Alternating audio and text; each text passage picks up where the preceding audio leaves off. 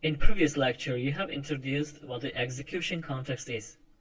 So it's like a container that manages the code that is currently running. And when something is running in browser, execution context is created. And at the same time, JavaScript engine prepares the environment for execution JavaScript code.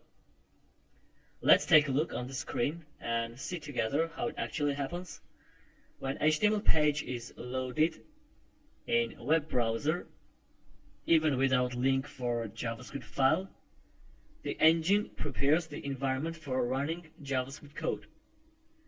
At this time, the global execution context is created, which we have not discussed yet up until this point. So what is that? Global execution context is a base execution context that manages the code which is not inside a function, and it is created immediately when the page is loaded.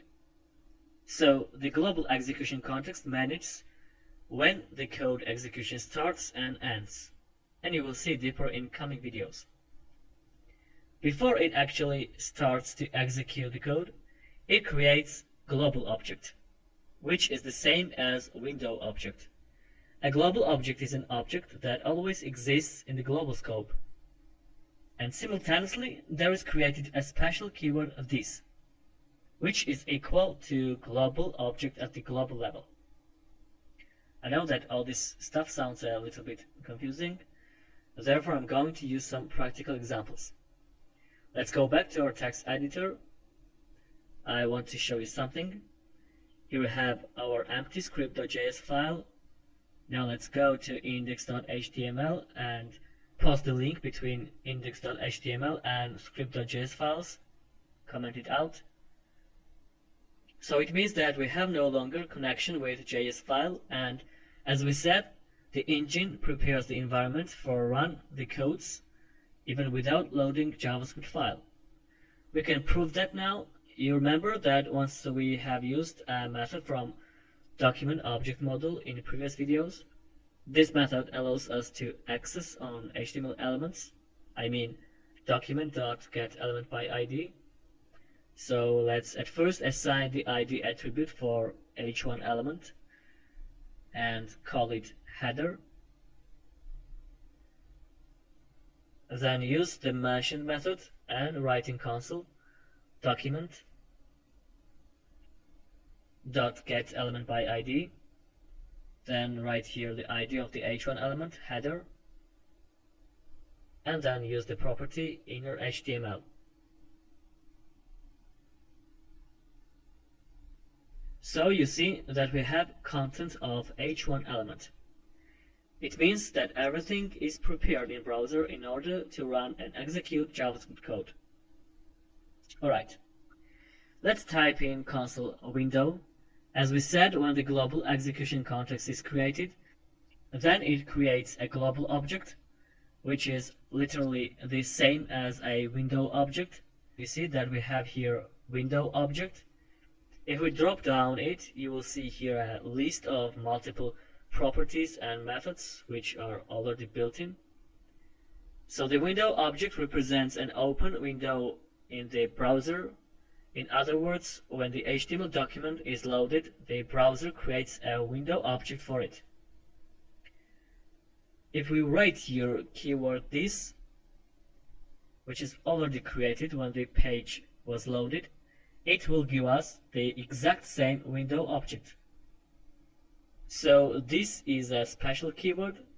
It always refers to object, and on global level it refers to global window object. The keyword this is frequently used in JavaScript, and you will meet it a lot of times throughout the course. Okay, so you've seen that all this stuff happens without any single line of code of JavaScript, and even without linking JavaScript file to HTML document. Alright, now let's get rid of this comment and make a link working. Then in script.js file, create variable name equals to John. Reload, and now let's check window object. Write window, then drop down it, scroll, and you see that here we have our variable name and its value John. So when the variable is created outside the function, it's on global level, and actually it is assigned to the global window object as a property. So if we write name, we'll get John, and if we write it as a window.name, the value will be the same. Also, the result will be the same if we use this keyword, because on global level this refers to global window object. Alright.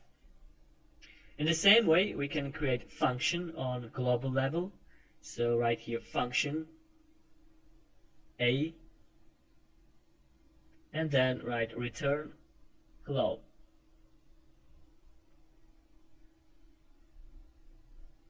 Reload and type again window, and you can see here that the function is attached to global window object as a method. In order to call this function, we need to write here function name A with parentheses. So we got hello, and we can call this function as a method of global window object. For that, we need to write window dot A, and you see that we have again hello. Okay. In order to make it clearer, let's create an object with a property name, and write here Nick. Then create the method, write B function, and then return hi. Reload the page. You know that if we want to access on the property or on the method of the object we have just created, it's mandatory to indicate at first the name of the object. So write object.name, and then object.b, which is the name of the method. But in case of the global level, JavaScript allows us to access on variables and functions without indicating a window object or keyword this each time. Alright. For summarizing this lecture, let's briefly recall what we have just learned. So when HTML page is loaded in a web browser, then the global execution context is created, which then creates global object, which is global window object, and a special keyword this, which on global level refers to global window object. Alright, I hope that everything was clear. To know those details is very important, and it will be very useful and helpful for you in the future. See you in the next video. In previous lectures, we have referred what the execution context is and how the global execution context is created as a default when the HTML page is loaded. In this lecture, I'm going to consider deeper what the execution context and the execution stack are. As you remember, when the HTML page is loaded in web browser, then the global execution context is created. And then it creates global window object and the special keyword this. All this stuff happens before the JavaScript code starts executing. Now let's see what happens when the JavaScript engine actually executes the code and how execution stack is created. Alright, suppose that we have some JavaScript code, variable first name, which is logged in console, then two functions A and B, Below function A is called, and then we have another variable, last name, and inside function A, function B is called. Let's describe step by step how this code is executed. At first, when the page is loaded, as you remember, global execution context is created, and it's the first member of execution stack. Then the global window object, and this will be created.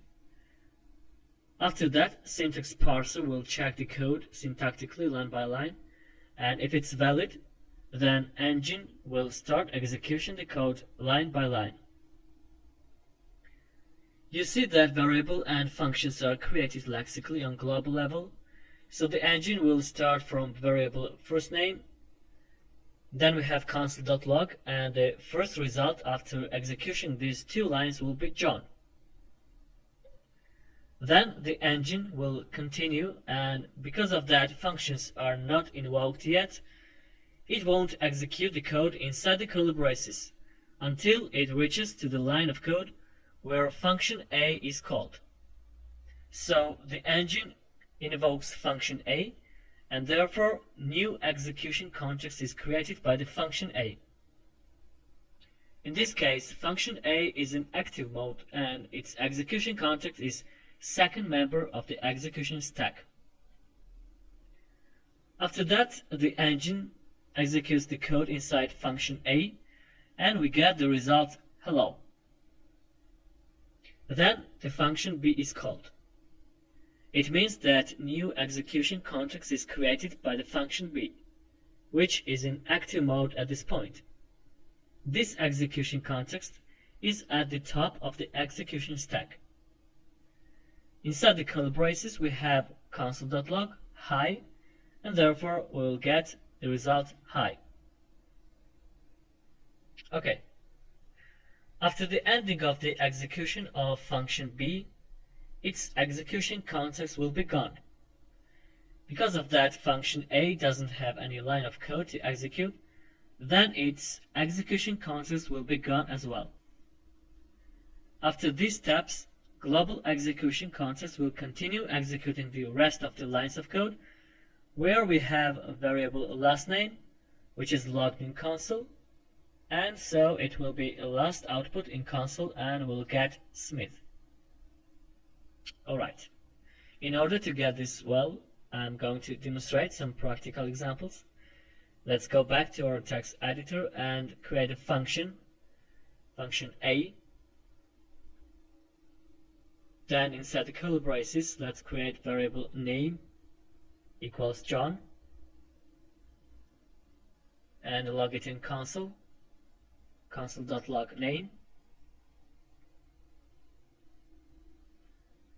Let's copy it and paste twice, and then change the names of the functions and also the names of the variables. Write Bob and then Nick.